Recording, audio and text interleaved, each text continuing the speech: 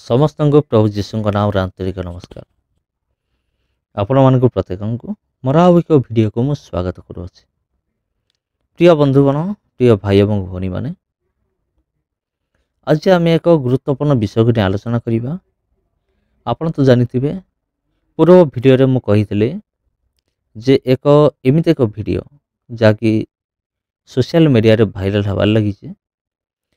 ତାହା ହେଉଛି କିଛି ଦିନ ପୂର୍ବରୁ କିଛି ରାମ ଭକ୍ତମାନେ ସେମାନେ ଏକ ଚର୍ଚ୍ଚ ବିଲ୍ଡିଂ ଉପରକୁ ଚଢ଼ିକି ଡାଇରେକ୍ଟ ରାମ ପତାକା ସେମାନେ ଲଗାଇ ଦେଇଥିଲେ ଚର୍ଚ୍ଚ ଉପରେ। ଆଉ ତାହାକୁ ନେଇକି ଅନେକ ପ୍ରତିକ୍ରିୟା ପ୍ରକାଶ ପାଇଥିଲା। ଆଉ ଅନେକ ପ୍ରକାର ମତ ଦେଇଥିଲେ। ଆଉ ଅନେକ ଏହି ଘଟଣାକୁ ନିନ୍ଦା ମଧ୍ୟ କରିଥିଲେ। ଏମିତି ହେବା ଉଚିତ ନୁହେଁ, କାରଣ ଏକ ଚର୍ଚ୍ଚ ଉପରେ ଏକ ରାମର ପତାକା ଲଗାଇବା ବିଲକୁଲ ବି ଯୁକ୍ତିଯୁକ୍ତ ନୁହେଁ, ଠିକ୍ ନୁହେଁ। ତେବେ ଖ୍ରୀଷ୍ଟରେ ପ୍ରିୟ ଭାଇ ଏବଂ ଭଉଣୀମାନେ, ଆପଣ ଯଦି ସେ ଭିଡ଼ିଓ ଦେଖିନାହାନ୍ତି ତେବେ ଆପଣ ଯାଇକି ସେ ଭିଡ଼ିଓ ଦେଖିପାରିବେ ନିଶ୍ଚିତ ଭାବରେ। ଆଉ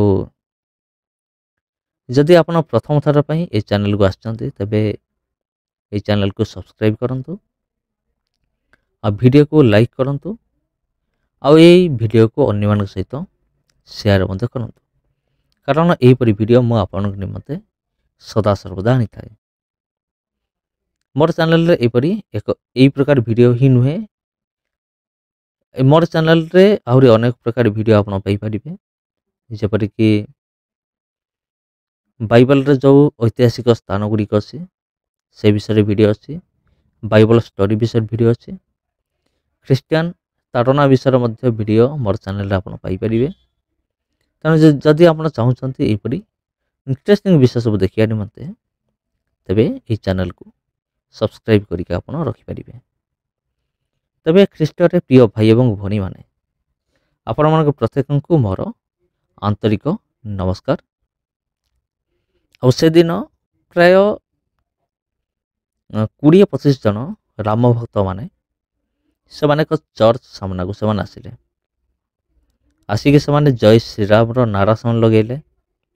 ନାରା ଲଗାଇଲା ପରେ ସେମାନଙ୍କ ମଧ୍ୟରୁ କେତେଜଣ ଡାଇରେକ୍ଟ ଚର୍ଚ୍ଚର ବିଲ୍ଡିଂ ଉପରକୁ ଉଠିଗଲେ।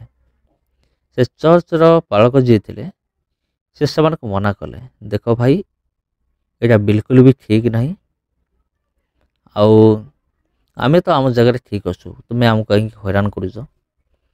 ପାଳକ ବାବୁ ସେମାନଙ୍କୁ ଯେତେ ବୁଝାଇଲେ ମଧ୍ୟ ସେମାନେ କୌଣସି ପ୍ରକାର ବୁଝିବା ପାଇଁ ମଧ୍ୟ ରାଜି ନଥିଲେ।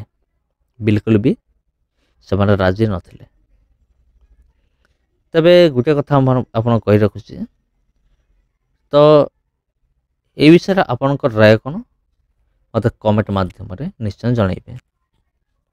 ତେବେ ଖ୍ରୀଷ୍ଟରେ ପ୍ରିୟ ଭାଇ ଏବଂ ଭଉଣୀମାନେ, ଏହା ତ ବିଲକୁଲ ମଧ୍ୟ ଠିକ୍ ହେଲା ନାହିଁ। ମୁଁ ବି କହୁଛି ଏହା ବିଲକୁଲ ମଧ୍ୟ ଠିକ୍ ହେଲା ନାହିଁ। ଆଉ ଯେତେବେଳେ ସେମାନେ ଏ କଥା ଶୁଣିଲେ ନାହିଁ, ଯେତେ ମନା କଲେ ବି ସେମାନେ ଜବରଦସ୍ତ ରାମର ପତାକା ସେମାନେ ଲଗେଇ ଗଲେ। ତାପରେ ଗାଁର ମୁଖିଆଙ୍କ ସହିତ ସେ କଥାବାର୍ତ୍ତା କରିବେ ବୋଲି କହିଲେ। ପାଷ୍ଟର ବାବୁ କହିଲେ, ମୁଁ ପ୍ରଥମେ ଗାଁର ମୁଖିଆଙ୍କ ସହିତ କଥାବାର୍ତ୍ତା କରିବି। ଏ ଘଟଣା ଘଟିଥିଲା ପ୍ରାୟ ଦିନ 3ଟା ବେଳେ ଏ ଘଟଣା ଘଟିଥିଲା। ସେ କହିଲେ, ମୁଁ ପ୍ରଥମେ ଗ୍ରାମର ମୁଖିଆଙ୍କ ସହିତ କଥାବାର୍ତ୍ତା କରିବି, ଆଉ ଯଦି କିଛି ସମାଧାନ ନ ବାହାରିଲା ତେବେ ମୁଁ ଆଇନର ଆଶ୍ରୟ ନେବି, ଆଉ ଥାନାର ମୁଁ ସାହାଯ୍ୟ ନେବି। ତେବେ ପ୍ରିୟ ବନ୍ଧୁଗଣ, ଯଦି ଆଜିକାଲି ଯୁଗରେ, ଆଜିର ଡେଟ୍ରେ ଯଦି କୌଣସି ଏକ ମନ୍ଦିର ସାମ୍ନାରେ ଯଦି କୌଣସି ପ୍ରକାର କୌଣସି ଖ୍ରୀଷ୍ଟିଆନ ଭାଇ କିମ୍ବା ଭଉଣୀ ଯଦି ପ୍ରଭୁ ଯୀଶୁଖ୍ରୀଷ୍ଟଙ୍କର ବାକ୍ୟ ଟିକେ ଯଦି ପ୍ରଚାର କରିଦେଉଛି, ତେବେ ତାକୁ ଧରିକି କ'ଣ ସବୁ ନ କରାହେଉଛି, ତା ବିରୁଦ୍ଧରେ କେସ୍ କରାହେଉଛି, ତାକୁ ପିଟା ହେଉଛି, ମରା ହେଉଛି, ଅନେକ ପ୍ରକାର ବିଷୟ ତା ପ୍ରତି କରାହେଉଛି। କିନ୍ତୁ ଏଇ ଯେଉଁ ରାମ ଭକ୍ତମାନେ ସିଧାସଳଖ ଚର୍ଚ୍ଚର ବିଲ୍ଡିଂ ଉପରେ ଉଠି ଯାଇକି ସେମାନେ ଡାଇରେକ୍ଟ ପତାକା ଲଗାଇ ଦେଲେ, ରାମର ପତାକା ସେମାନେ ଲଗାଇ ଦେଲେ।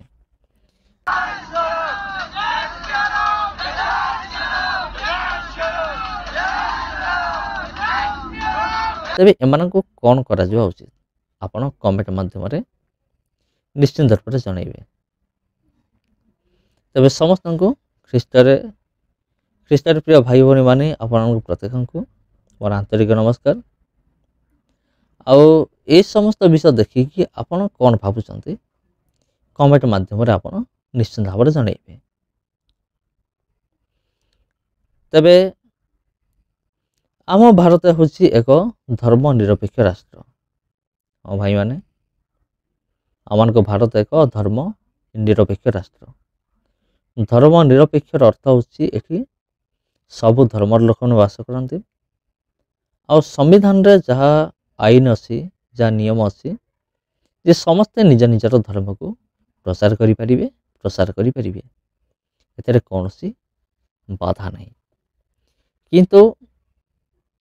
କିନ୍ତୁ ଗୋଟିଏ ବିଷୟ ହେଉଛି ଆମର ସମ୍ବିଧାନରେ ଯେଉଁ ସବୁ ଧର୍ମକୁ ସମାନ ରୂପେ ଅଧିକାର ଦିଆହେଇଛି ସେଇଟା କିନ୍ତୁ ଆଜିକାଲି ଡେଟ୍ରେ ଦେଖିବା ପାଇଁ ମିଳେ ନାହିଁ। କାହିଁକି ଦେଖିବା ପାଇଁ ମିଳେ ନାହିଁ? କାରଣ ଦେଖନ୍ତୁ, ଯଦି ସବୁ ଧର୍ମ ଯଦି ସମାନ ହେଇଥାନ୍ତା ତେବେ ଗୋଟିଏ ଧର୍ମର ଲୋକ ଆଉ ଗୋଟିଏ ଧର୍ମର ଲୋକ ଉପରେ ଚଢ଼ଉ କରି ଜବରଦସ୍ତ ନିଜର ହକ୍ ଜାହିର କରିନଥାନ୍ତା। ଏସବୁ ନାମକୁ ମାତ୍ର ରହିଅଛି।